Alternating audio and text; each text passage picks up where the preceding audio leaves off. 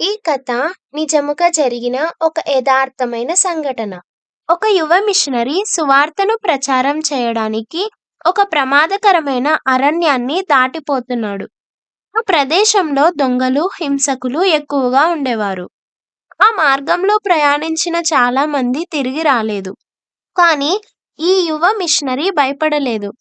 దేవుడే తనను పంపించాడనే నమ్మకంతో ముందుకు సాగాడు. ఆ అరణ్యంలో చిన్న గ్రామానికి చేరుకున్న మిషనరీ అక్కడి ప్రజలకు యేసుక్రీస్తు గురించి బోధించాడు. కొందరు ఆహ్వానించారు, కానీ మరికొందరు కోపంతో అతని మీద రేగిపోయారు. అక్కడున్న కొంతమంది దొంగలు అతని బోధలను తట్టుకోలేక ఆ రాత్రి అతన్ని చంపాలని ప్లాన్ వేశారు. ఆ మిషనరీ ఆ అరణ్యంలో చిన్న గుడిసెలో ఉన్నాడు.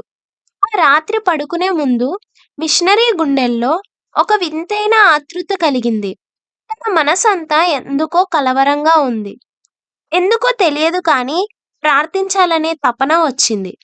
అతడు వెంటనే తన బైబిల్ తెరిచి గట్టిగా ప్రార్థన చేయడం మొదలుపెట్టాడు. గంటల తరబడి ప్రార్థన చేస్తూ ఉన్నాడు. దేవుని రక్షణ కొరకు ప్రార్థిస్తున్నాడు. అంతలో ఆ దుష్ట వ్యక్తులు ఆయుధాలతో అతన్ని గుడిసె వైపుకు నడిచారు.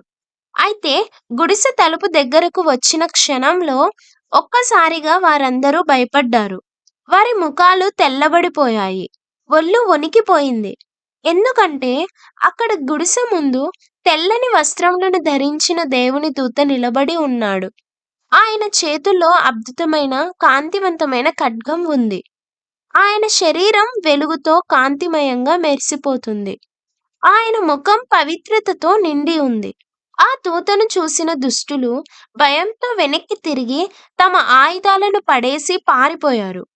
మరుసటి రోజు ఆ గ్రామంలో ఆ దొంగలలో ఒకడు మిషనరీ దగ్గరికి వచ్చి భయంతో ఇలా చెప్పాడు: సేవకుడా, నిజం చెప్పాలంటే మేము నిన్న రాత్రి మిమ్మల్ని చంపడానికి వచ్చాము, కానీ మిమ్మల్ని ఒంటరిగా చూడలేదు.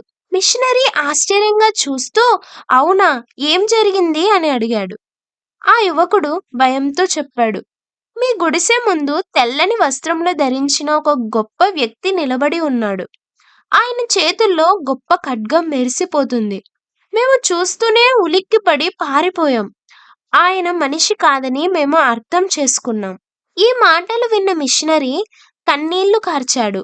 అతడు ఒంటరిగా ఉన్నాడని అనుకున్నాడు. కానీ దేవుడు తన దూతను రక్షణ కోసం పంపించాడు. రాత్రి ఆ సేవకుడు చేసిన ప్రార్థన తనకు ఒక ప్రాకారంగా నిలిచింది.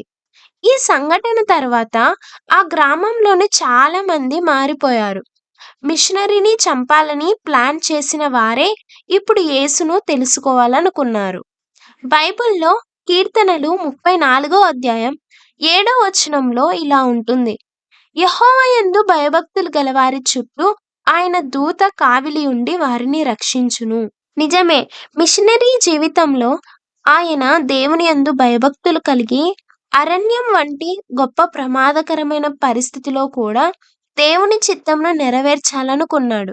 అందుకే దేవుని దూతలు మిషనరీ చుట్టూ కాపుదలగా ఉన్నాయి.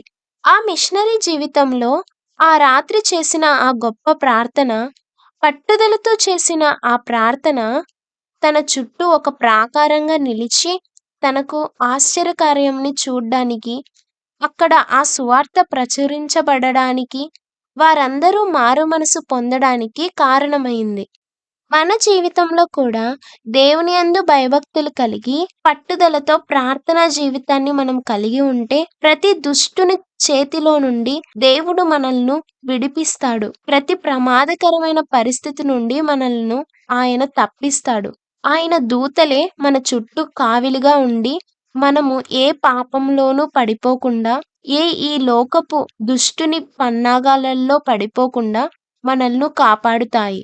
మరియు పట్టుదలతో చేసే ప్రతి ప్రార్థన మన జీవిత పరిస్థితులన్నిటినీ మారుస్తుంది. మిషనరీ జీవితంలో జరిగిన ఆ ఆశ్చర్యకరమైన కార్యము దేవుడు మనందరి జీవితంలో జరిగించునుగాక. ఆమేన్.